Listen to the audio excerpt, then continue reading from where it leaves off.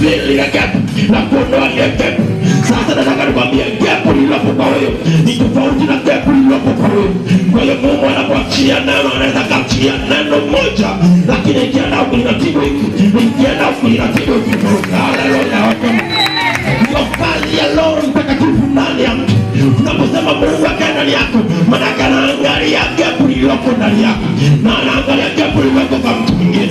Kwa hiyo mtume shale kwa mbele leo hii amekuja si kwa ajili yako peke yako, amekuja kwa ajili ya watu. Kazi ya Roho Mtakatifu ni kulidivide, kuligawanya lile neno liende kwa kila mtu, litashughulikia kwa kila gap la kila mtu husika.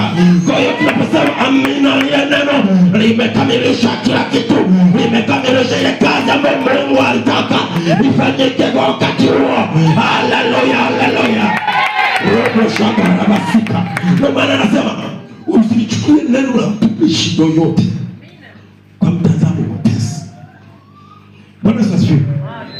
Wiki inakatika, wiki inafanya kitu. Mtumishi amekaa anapokea ujumbe, anapewa ujumbe wa kila mmoja. Kwa hiyo mnapokutana kwa namna hii, sawa, Mungu ameshajua mahitaji yote. Na kwa sababu Mungu ameshajua mahitaji yote, na Mungu anaishi ndani ya mtumishi wake, anaishi ndani ya